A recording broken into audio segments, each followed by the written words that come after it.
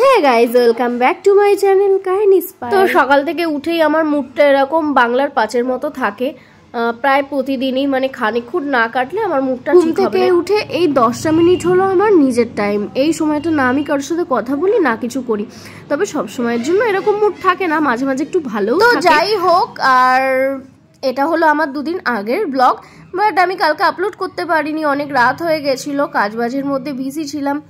আর আজকে একটু সকাল সকাল ওঠার ছিল, কারণ অনেক কাজ ছিল আজকে, আর আমার ওই বাড়িও যাওয়ার কথা ছিল, তাই সকাল সকাল উঠেও পড়েছি। আর এই আমার চুল নিয়ে যে আমি কি করব মাঝে মাঝে নিজেও বুঝতে পারি না, জানো তো। আমার চুলগুলো নিয়ে যে সারাদিনের মধ্যে কতবার বিভিন্ন রকম স্টাইল করি সে আমিই জানি। আর আমি এই বাড়ি আসলে সকালবেলা ঘুম থেকে উঠে একটু ঘুরতে ঘুরতে ছাদে যাই, খুব ভালো লাগে। তো ছাদে উঠে দেখি বালিশ বানাতে এসছে সকাল সকাল। আর আমাদের যেহেতু অনেক লোক আসছে, সেহেতু বালিশগুলো একেবারে বানিয়ে নিচ্ছে, বানাবো করে কদিন ধরে হচ্ছিলই না। আর এক একটা কাজ দেখবে এরকম আটকেই থাকে, কোনো একটা সুযোগ এলে তখন করা হয়। যেমন আমাদের বালিশ করাটা কত বছর ধরে আটকে রয়েছে, কিন্তু এই কাজে দেখো একসাথে সব হয়েই যাচ্ছে।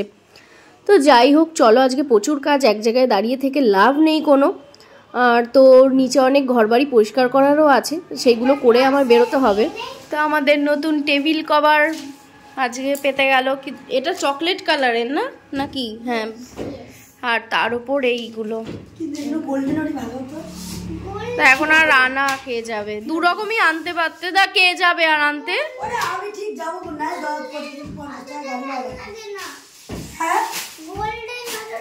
দেখি মাম্মার চুলটা বেঁধে দিয়েছি কি সুন্দর করে, এদিকে তাকাও। আর আমি রেডি হব, যাব ওই বাড়ি, আসবো বিকেলে।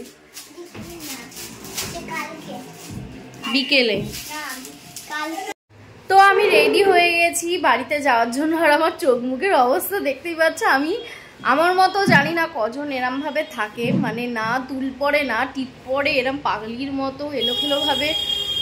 মেন কথা রাস্তা দিয়ে যাওয়া এখান থেকে, মানে তো আমি বেশিরভাগ টাইমে এরম ভাবেই যাই, আমার ভালো লাগে না কিচ্ছু তো সেজে গুজে যেতে। বিয়ের আগের ব্যাপারটা আলাদা ছিল, তখন এখান থেকে রাস্তার ধারে বেরোলেও একটা সেজে গুজে হেভিভাবে থাকতাম, এখন আর ভালো লাগে না। তো চলো সব ফালতু কথা না বলে আমরা বেরোই। আর যাচ্ছি কেন সেটাও তোমাদের বলি। দাদার আইব্রো ভাত দেবো, মানে আমি এখান থেকে যাচ্ছি, দিদি ওখানে রান্নাবান্না করে রেখেছে, আমি যাব ভালোভাবে গুছিয়ে নিয়ে সবাই মিলে বসবো। এখন দেখি বাড়ির পরিস্থিতি কি আমি জানি না, তো চলো যাওয়া যাক, তারপরে তোমাদেরকে সব শেয়ার করব। আর এই গরম পড়েছে, মনে হয় সবসময় যেন কিছু একটা ঠান্ডা খাই। আর যখনই মনে মনে ভাবছিলাম একটু আইসক্রিম খেলে ভালো হতো, তখনই দেবদূতের মতো আমার দেওর এসে হাজির, আর ওকে আনতে পাঠিয়ে দিলাম। তো যা আইসক্রিমটা সুন্দর ছিল, দারুণ ছিল, মনে হচ্ছে একটার জায়গায় দুটো খেলেও মন্দ হতো না। তো যাই হোক, চলো বেশি লোভ করতে নেই। আর ইদানিং আমার একটা নতুন অভ্যাসে দাঁড়িয়েছে যে সবসময় কিছু না কিছু খেতে হবে। এটা আমার আগেও ছিল, বাট এখন যেন দিন দিন বাড়ছে। আর জিনিসটা বেশি বেড়েছে আমার দেওরের জন্য, কারণ ওকে আমি প্রতিদিন আমার সামনে ঘুরতে দেখি, আর আমি প্রতিদিন বলি যে আজকে এই খাবারটা আন, কালকে ওই খাবারটা আন, এই কর। আর ও প্রতিদিনই আমাকে বলে যে বৌদি তোমার আমাকে দেখলে কি খাবারের কথা মনে পড়ে? তো আমি বলি হ্যাঁ, তাই অভ্যাস একটা হয়ে গেছে। আর এখানে দেখো ওদেরকে খেতেও দিয়ে দিয়েছি। আর হ্যাঁ, বলে রাখি রান্নাগুলো কোনোটাই আমি করিনি, যেটা আগেও তোমরা জানো আমার ব্লগে, প্রত্যেকটাই আমার দিদি করেছে, আমি জাস্ট ওদেরকে সুন্দর করে খেতে দিয়েছিলাম। আর জানো তো, এখন তো সবার বাড়ি চেয়ার টেবিল হয়ে এমন হয়েছে নিচে আর কেউ খেতে বসে না, আর সেই মজাটাও এখনকার ছেলেমেয়েরা বোঝে না। বাট আমার তো নিচে খেতে বসার মজাটাই মানে দারুণ লাগে, যেটা চেয়ার টেবিল আমি পাই না। আর এই জিনিসটা আমার শাশুড়ি থাকাকালীন বেশি হতো, আমরা দুজনে সবার শেষে খেতাম, গল্প করতাম, আর সব কিছু পাতিয়ে বসে এরকম খেতাম, ভীষণ একটা মজা লাগতো হাত পা ছড়িয়ে বসে এরকম খেতে। এখন সেটা একদমই হয় না, সেই সঙ্গীটাই নেই আর কি। আমার এরকম বার আনা থাকে, মানে আইসক্রিমের ফ্রিজে কেটে কেটে খাই।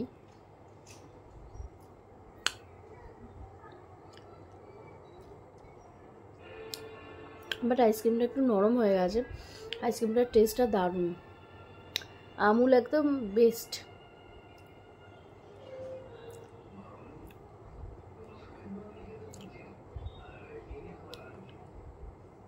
তো সব কাজ শেষ, এবার আমার বাড়ি যাওয়ার পালা। সন্ধ্যা হয়ে গেছে, আর যাওয়ার আগে আদিদা দুই দাদুর সাথে অনেক গল্প করে তাই যাচ্ছে।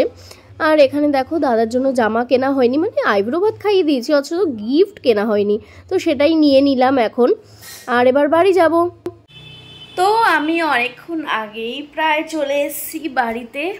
আর দেখতেই পেলে রাস্তায় বলবো না, আসার পথে একটা গেঞ্জি কিনলাম।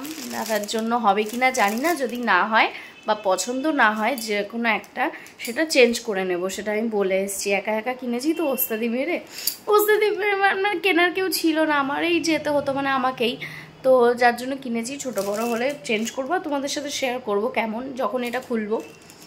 আর এই আর আর আর আর এই আর মা বেরিয়েছে, খুব কিছু দরকারি কাজ আছে, যার জন্যই মা বেরিয়েছে। টুকটাক কাজ তো থেকেই যাচ্ছে, যেগুলো মানে একের পর এক মনে পড়ছে। আর আমার বাবা যেহেতু নেই, মা একাই করছে সবটা। তো এই আর কাল পরশু থেকে হয়তো, কালকে 1 তারিখ, কাল থেকে হয়তো আমাদের বাজার টাজার সব ঢুকবে বাড়িতে। আজ একটু দুপুরে ঘুমিয়েছি। আর আজকে একটা নাটক দেখার ইচ্ছা আছে। আমি বাংলাদেশের নাটক প্রচণ্ড দেখি, ভীষণই ভালোবাসি। মানে 1 বছর আগে অবধি প্রচণ্ড দেখতাম, এখন কিছু মানে এই বছরটায় এখনও দেখা স্টার্ট করিনি আর কি। তো ব্লগটা দেখতে থাকো, কেমন লাগে জানিও অবশ্যই। আর এই আরে বসে যাবে তো পরে তুমি তুলে দিতে, আর দেখ শোনো, পরে তুমি তুলে দিতে পারতে, কিন্তু আরে তো যারা মাথায় দেবে কি করে দেবে, তারা মাথায়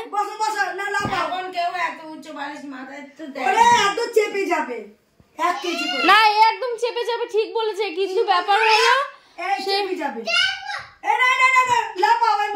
লাফাও নাই, ফেটে টুটে কোল বালিশ 4টে বানিয়েছো নতুন? ছেঁড়া ছিল না, ও সেই বাড়ি একটা দুটো বানিয়েছি। আর ওই ঘরেরটা সোনার, ওটা সোনার।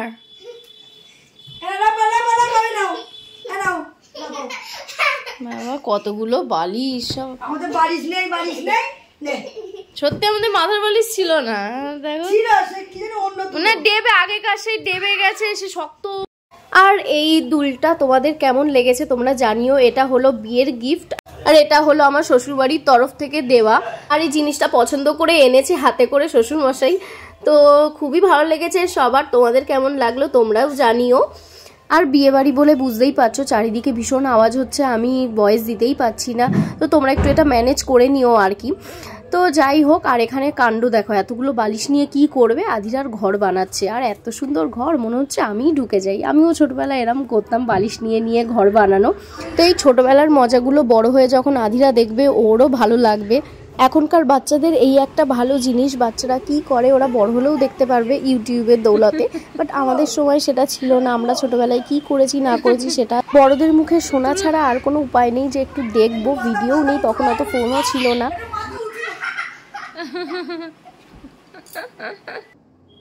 ভালো করে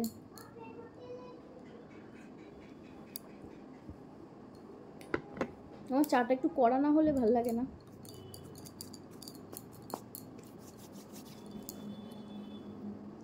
তো রাতের ডিনার কিছু একটা করতে হবে, দেখি কি করা যায়। আজকে দেখি একটু আলু সেদ্ধ খেতে ইচ্ছা করছে, আলু সেদ্ধ আর ডিম সেদ্ধ, তো সেটাই খাবো। তো এই আজকে ব্লগটা এখানেই স্টপ করছি, নেক্সট ব্লগের জন্য অবশ্যই অপেক্ষা করো। আর ধামাকা ধামাকা ব্লগ আসতে চলেছে, আর যারা যারা এখনও সাবস্ক্রাইব করনি তারা অবশ্যই সাবস্ক্রাইব করো। আর সবাই যারা যারা ভিডিওটা দেখবে একটা করে লাইক অন্তত করে যেও। তো আজকের মতো টাটা।